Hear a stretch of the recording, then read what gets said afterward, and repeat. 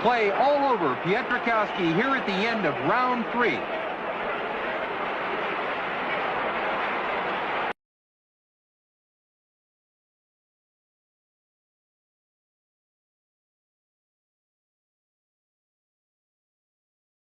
Congratulates him.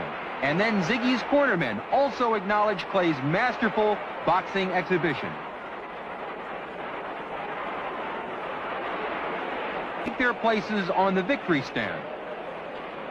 Cassius Clay has presented the coveted gold medal for his tremendous victory in the light heavyweight division of the Olympic Boxing Championships. A magnificent conclusion to the 1960 Rome Olympics.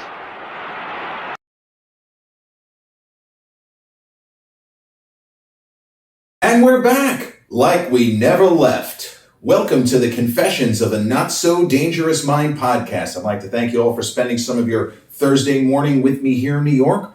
Once again, we're going to skip past all that promotional jazz and get right to the guts of the episode. Now, those who know me, those who are familiar with the podcast, know that my single favorite historical figure of all time is Muhammad Ali. And any excuse I get to do an episode where he is the central focus, well, I'm going to take it, and I'm going to hopefully entertain in the process. 64 years ago today, on September 5th, 1960, a young American boxer, the best amateur boxer in the United States, fulfilled what at the time could have just been his destiny. He could have just been a kid who ended up winning in the Olympics and then became a dentist or something else. But Cassius Marcellus Clay Jr. captured Olympic gold on this day, 1960. The Rome Olympics of 1960 are generally regarded to be the first modern Olympics, in large part because they were the first Olympic Games which were broadcast if you prefer, around the globe. And it's maybe a little bit quaint now, but people having the opportunity for the first time to watch a lot of the Olympics, not just bits and pieces. If your friend had a TV in 56 and 52, like my dad's family did not get a television until I think 1953. And 56, the tech obviously existed, but not enough people around the world had television. So by 1960, they were able to cover a lot of different sports, and people were able to kind of show their patriotism, if you will, and root for the United States. Now, given the career that young Cassius Clay would end up having, first as Cassius Clay, then as Muhammad Ali, becoming literally the most recognizable face on the planet for a significant amount of time in the 70s, and I guess you could say even into the 80s. So there would be a sense that, given what he ended up becoming, that he must have been the star of those Olympics, because he was such a character. There is a book by a terrific author and award-winning journalist, I believe, named David Marinis. The book is just titled Rome 1960, and something to do with the first modern Olympics. It's an incredible read, fascinating, if you're into this sort of thing, if you're interested in the original collision of sports, of the Olympics, of entertainment, of television. Marinis gets into it all. And he points out that you could easily assume that Cassius Clay was the star of those Olympics, and your assumption would be completely wrong. Yes, he's an important figure, but in the history of the 1960 Olympics, in the history of the United States delegation at the 1960 Olympics, Cassius Clay was not really as important as the later history of Muhammad Ali would lead you to believe. He wasn't that well known. In fact, around the world, he wasn't known at all. He's just a kid who was tearing up the amateurs. You know, he was a guy at 172 pounds beating the crap out of guys between 215 and 220. It was like running out of people to fight. It was that sort of thing. But the United States had two major historical figures in those Olympics who medaled, gold medals. Rafer Johnson, to this day, one of the greatest athletes the United States has ever produced, he ended up winning the decathlon. And the United States, for all of the problems and the racial strife that was about to happen in the country, it was not a coincidence that Rafer Johnson led the American delegation into Rome, the opening ceremony of the Olympics. It was not by accident that he was chosen to do that. Now, the other extraordinary athlete who was a major star of those games was the sprinter, the somewhat tragic Wilma Rudolph. Wilma Rudolph won 3 gold medals at those games. You know where Wilma Rudolph was from? She was from Louisville, Kentucky. That's where Cassius Clay was from. Young Cassius, the future most famous man on the planet, the greatest, was not even the number 1 athlete from Louisville, Kentucky at those Olympic Games. The story goes that young Cassius had a huge crush on Wilma Rudolph, who was, a number of years older than him. So he was not as big of a deal at the time, but he was a character, and he tried to meet as many people as he possibly could. He was known by other athletes, and the press said this kid is like the mayor of the Olympic Village. He took pictures with so many different athletes from as many countries, and he met as many dignitaries from different countries as he could. And people were looking at him, this fucking kid. What a character. Can he fight? Well, yeah. He was actually lucky to get to the Olympics because he had I don't blame him, he was afraid to fly. He wanted to know, was there a boat that could get him to Rome? Yeah. It'll get you there a week after the start of the Olympics. You want to do that? Nah. So he toughed it out. But already at age 18, he's great in front of a microphone, and he's in a sport where the whole idea is to beat your opponent senseless. That's how you get your hand raised in victory. Like the shirt said, if you even beat me in a dream, you better wake up and apologize. But for that, he was friendly, he was engaging, even when meeting boxers from other countries, people he might potentially compete against. The funniest thing that he did, he had these they looked like business cards. They weren't really business cards. He paid a couple of bucks to have a friend put together these fake cards. And when he would meet a fellow boxer, if it was in his class, which was light heavyweight, he did not compete at heavyweight.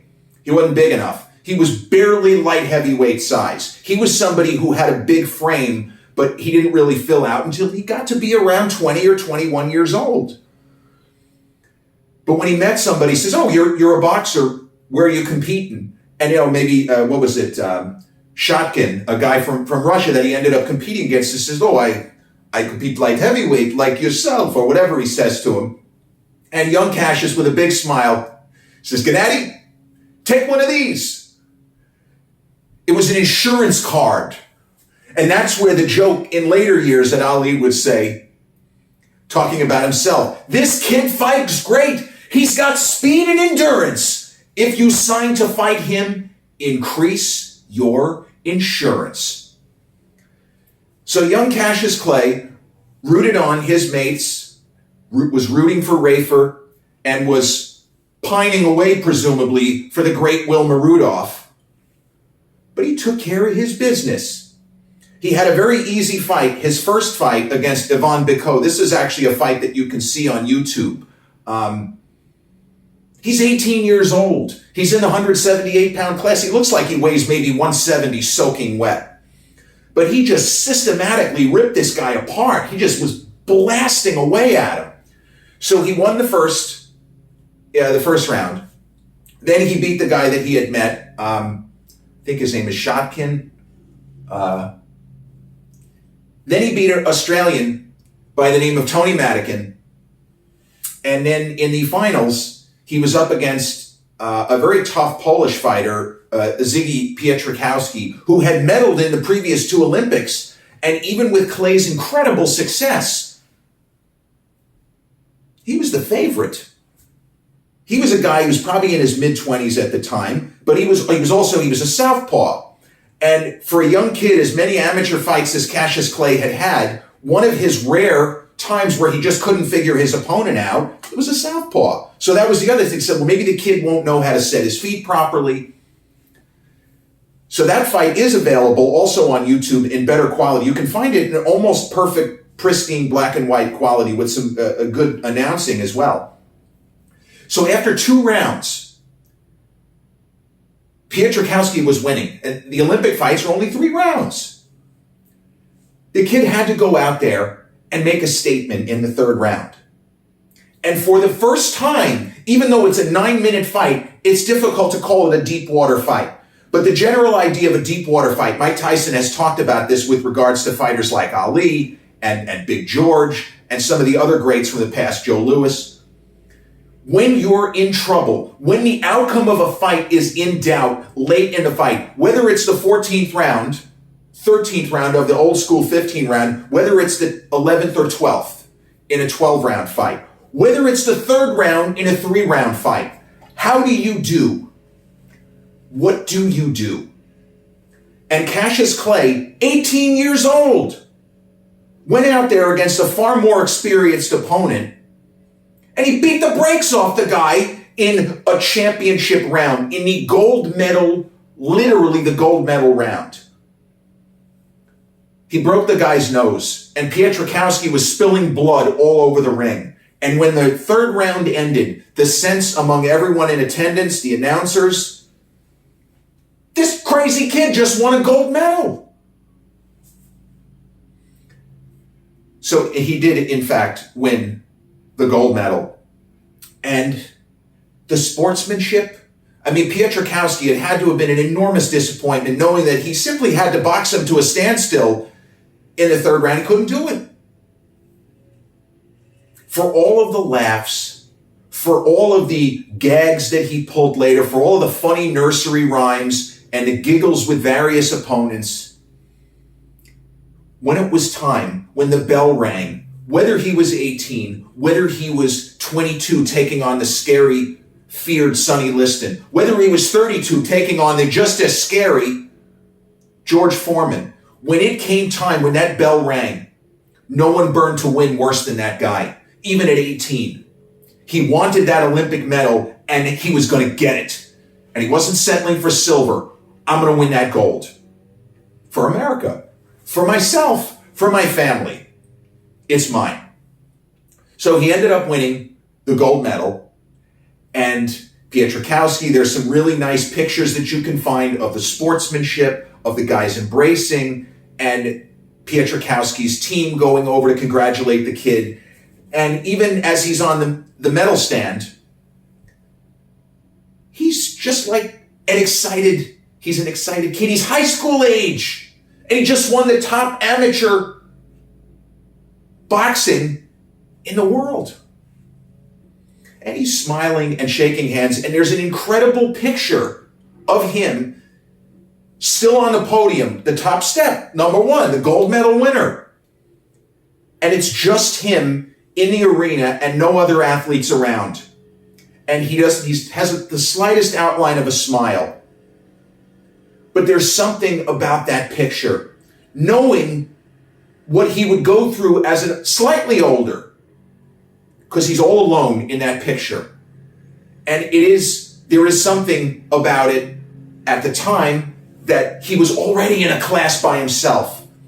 But then what happened with him as the mid-60s and Vietnam and things really started to become even more unhinged and crazy in this country, as Vietnam escalated, it's not an accident. The picture means more because of what went on later. How he dealt with it, becoming a pariah, becoming an outcast, for a time the most hated man in America. The thing is, though, there's an old saying, whom the gods bless, they eventually restore. And young Cassius Clay, so full of optimism and idealism, would turn into somebody who still had the optimism and the idealism just from a different angle. Taking actions and saying, I accept the consequences of my actions. here I am, warts and all. You can hate me, but if I ever get back in the ring, you're probably going to watch. You can watch and root for me to get killed. It's all good. That's the name of the game.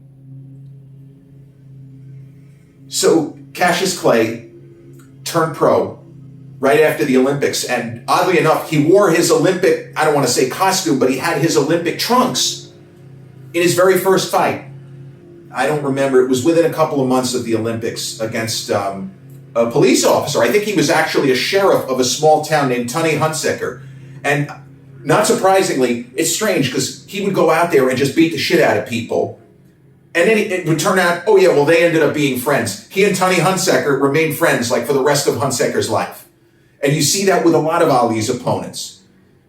George Foreman, Kenny Norton. Not so much Joe Frazier. Frazier had moments where I love the guy and then I fucking hate him. I wish we could rumble right now. I wish I'd gotten that sucker. I could have beat him all 3 times. I definitely won that second fight. We know I got him the first. There's always was that bit of contentiousness coming from Frazier. Ali ended up winning the World Heavyweight Championship, for those who don't know, in '64, still as Cassius Clay, embraced the Nation of Islam, renounced Christianity, embraced the Muslim faith, and he wouldn't have wanted, as an older person, and did not want to be defined by that. And when he passed, which is more than 8 years ago, he wasn't really that old. I mean, he was, what was he, 70, 74? But his health had been bad. He carried on too long. He had an incredible boxing career, incredible career as a pro. He went on too long. He took some unnecessary beatings. Even in some cases, fights he ended up winning. But boxing is a brutal sport. It's an unforgiving sport. And that's why when you see a Marvin Hagler, who unfortunately has passed, but nothing to do with boxing, a Lennox Lewis, for example.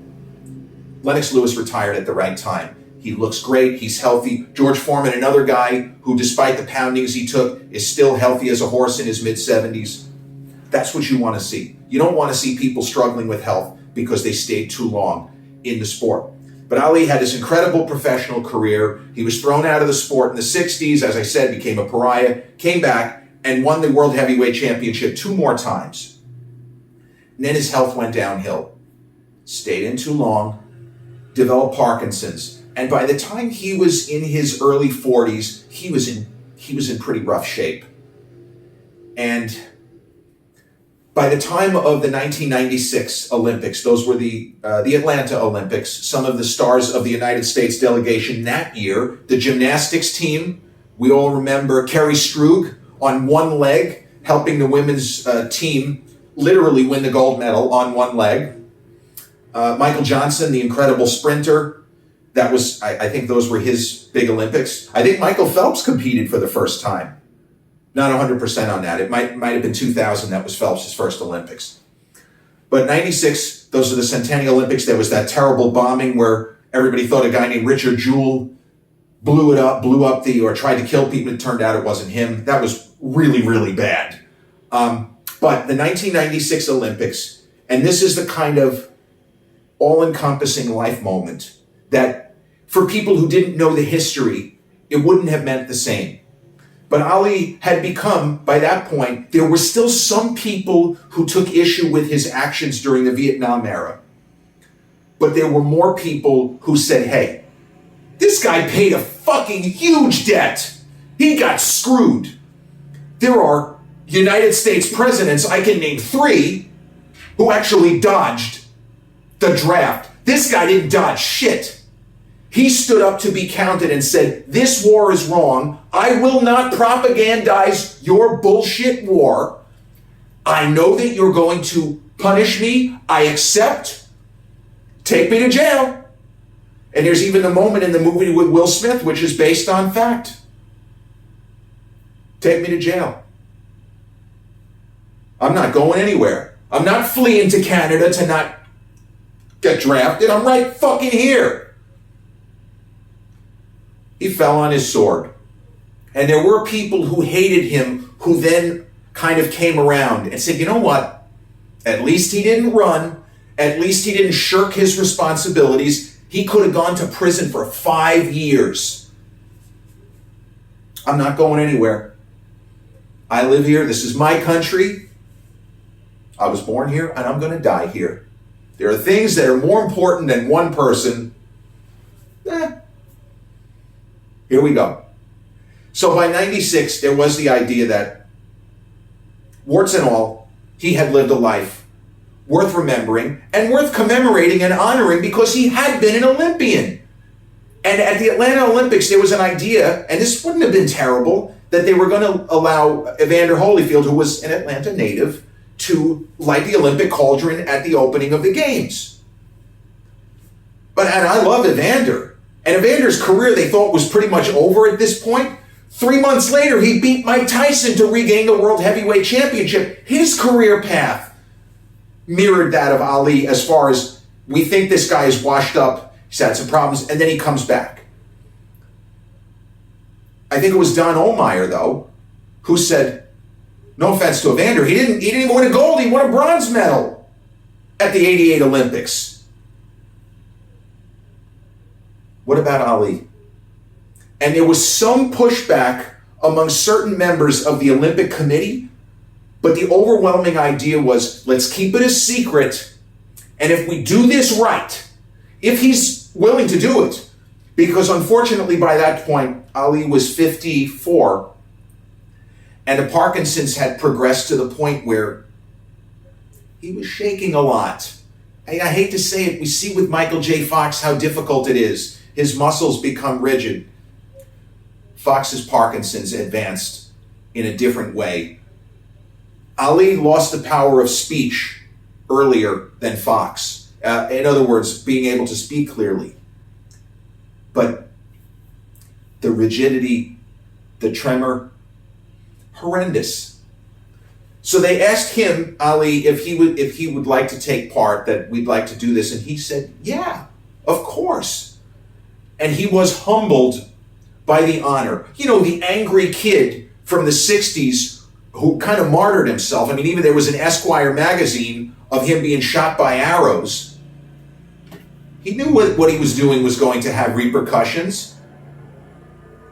But at 54, he wasn't that angry kid anymore. He was somebody who, despite his condition, he was grateful that they thought of him, that they felt that it was okay, that enough people were going to be okay with it, which they were, to allow him to have that moment. As if his whole life had come full circle. The Olympian, the kid who bragged about how great America was at the Olympics. We have problems here, but we're the greatest country in the world. You can look that up. He said that. He always talked up the country. To the kid who became disillusioned, who got screwed when he saw other people, white people, don't want to get racial, but you had somebody like Abby Hoffman, another notorious figure, who was convicted of a similar crime. Abby Hoffman was allowed to leave the country to go to Cuba. Why? Why was he allowed to leave, but Ali could not continue to earn his living? You tell me. That's the history, though. But here was his time. And only a handful of people knew that he was going to be there for the end of the opening ceremonies. The woman, the famous, fantastic American swimmer, the multiple gold medalist Janet Evans, she was going to have the torch, what people thought was last. And then she was going to get to the cauldron, and there was Ali. So when they set that up, the TV announcers from the great Dick Enberg, and I don't know about Jim McKay if he was there, but nobody knew what was happening except maybe 6 or 7 people. So they got Ali ready, and he was kind of standing off in a like a tunnel, a hallway near where the cauldron was that he was going to have to light. And it is as moving a moment as I can remember. And I didn't see it live. I've only seen tape of it. And on YouTube, there's a lot of different broadcasts and a lot of different interpretations of it. But when Janet Evans hands the torch, where suddenly Ali appears as if by magic in front of the cauldron. There was a hush out of however many tens of thousands of people were in the stadium. And then all of a sudden, incredulous hysterics, the roar, and tears. Michael Johnson, among other athletes, talked about it. There's no way knowing what this guy did as a kid in the Olympics 36 years ago. He wasn't just any Olympian. The fucking guy won a gold medal. He was an underdog in at least 2 of the fights.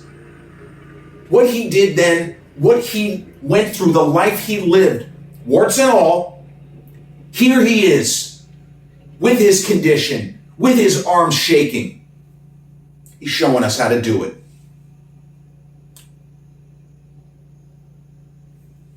It's difficult to kind of put into words what I'm saying, because sometimes words fail to convey.